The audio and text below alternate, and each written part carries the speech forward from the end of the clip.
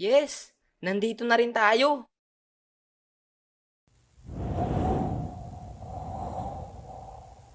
Sa wakas, natuloy na rin ang gala nating tatlo. Since nandito na rin tayo, bakit hindi tayo magkwentuhan?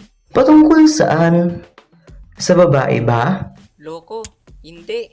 Patungkol sa kabataan natin. Teka, saan ka ba lumaki? Ako? Sa farm.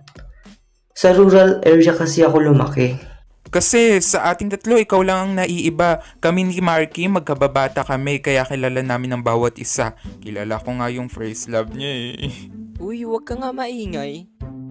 Ooh.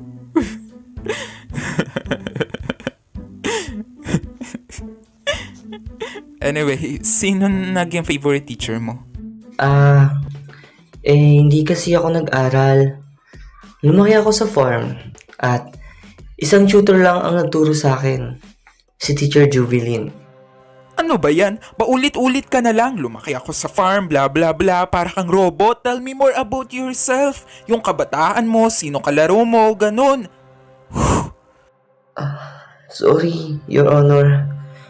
Wala na akong maalala. Parang napanood ko na ito. Alam mo pre, kami ni Marky lumaki sa urban area at may farm doon maliit. Pero hanggang ngayon, naaalala ko pa ang aking kabataan moments. Sana hindi na lang ako tumanda. Minsan pa ulan, bumuhos ka. Huwag nang tumigil Dami kong pa. naalala. Ikaw ba Marky? Madami ka bang naalala? Malamang, kahit ako di ko makakalimutan yan. Dahil yan ang best time ng life natin. Wala ka talagang maalala? Ang naalala ko lang, lumaki ako sa farm. Si Teacher Jubilin. Roso, pigilan mo ako. Pigilan mo ako. Masasapak ko talaga to.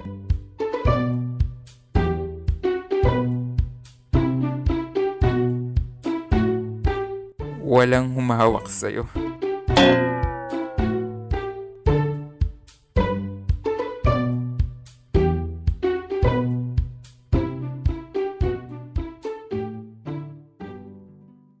Hi guys! Welcome to my channel! Bro?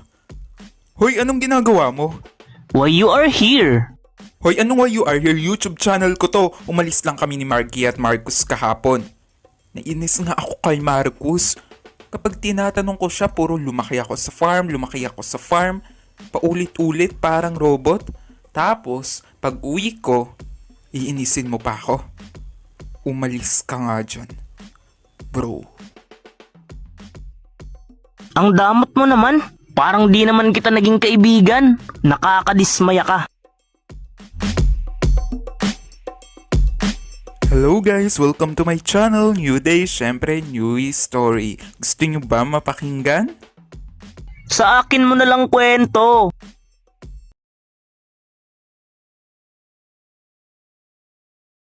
Naranasan mo na bang masaktan? Siyempre, Ayun kasi ang kukwento ko. Nung graduation ko ng junior high school at senior high school, nasaktan ako ng sobra. bakit? Ito pa. Bro, mayroon ako naka-stalk on stage na cute at short hair. Fave mo pala ang mga short hair ah. Uy bro, huwag ka nga maingay. Ano ba kasi meaning ng date? Date min pecha, baliw. Mas baliw ka bro, ang ibig kong sabihin kung date ba yung ginawa naming dalawa. Oh, may nag-comment. Date daw yun. Nag-date kami? Nag-date kami? Ayos lang yan bro. Ayos lang yan. Pwede ba makahingi ng payo? Anong tayo? Wag na nga, mag-move on na ako. Baka ikaw lang ang mag-move on. Ba't ka naiinis? Ano yung pangalawa? Buti di natuloy. Joke lang naman. Pero natuloy din naman ito ngayong taon at ikukwento ko sa next video natin. Salamat bro dahil nakinig ka at kayong mga nakikinig din sa usapan namin. Suportahan nyo din guys si Kenlor dahil isa siya sa mga best animator. Salamat guys! Nak, kumusta ang gala nyo? Ayos lang po tay.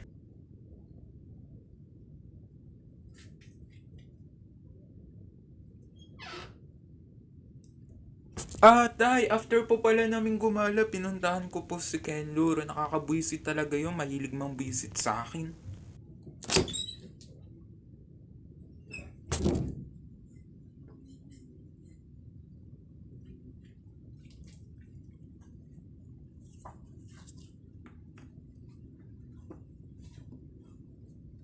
Kumusta pala kayo ni Yui? Ha? Po? Kayo, kumusta na? Tay naman, ba't nyo naman po natanong? Dahil gusto kong malaman kung kailan kayo magpapakasal. Po, kasal? Agad, tay, ang bata pa po namin. Akala ko kasi nak, may sasabihin ka. Ba't ka ba tumabi sa akin? Tay, gusto ko lang po magpasalamat dahil hinatid nyo po ako nung nag-judge ako. Maraming salamat po. Ano ka ba? Wala yun. Kumusta pala ang pagja-judge mo? Ay sus, arte mo kasi. Di mo pa pinag-isa ang damit mo sa pagtula at sa pagja-judge. Pero sobrang saya, tay. Ang sarap magbigay ng grade at manood. Makikita mo yung effort nila sa stage production na yon at ang sarap mapakinggan yung mga 80s at 90s OPM music. Tay, gusto ko pala magpasalamat kay Ma'am Avi na pinaghatiwalaan niya ako na mag-judge sa dati kong school. Salamat ma'am sa tsokolito, sa pabango at sa egg pie. Hanggang ngayon nagagamit ko pa yung isang kahon na pabango. Tsaka kahit hindi ako gumraduate ng with high honors sa school namin o hindi nakatanggap ng special awards ay isa pa rin ako sa mga pinili nyo na maging isang tagahusga. Congrats sa inyong lahat. Sobrang ang gagaling nyong lahat. Dahil salamat po dahil hinatid nyo ako. Kung hindi nyo ako hinatid, baka di po ako nakapunta dun. Ayos lang nga, basta ikaw. Pero binago mo ang usapan eh. Kumusta na kayo ni Yui? Tay naman? Matutulog pa ako, may exam pa kami bukas. Wala na kayo no. Ayaw mo sumagot eh.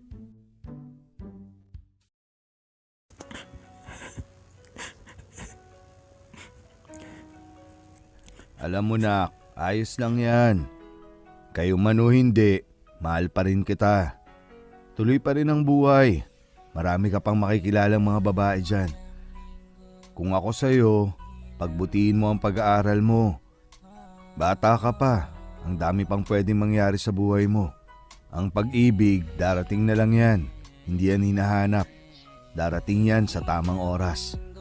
Basta manalig ka at magtiwala ka lang. Ganun lang yun.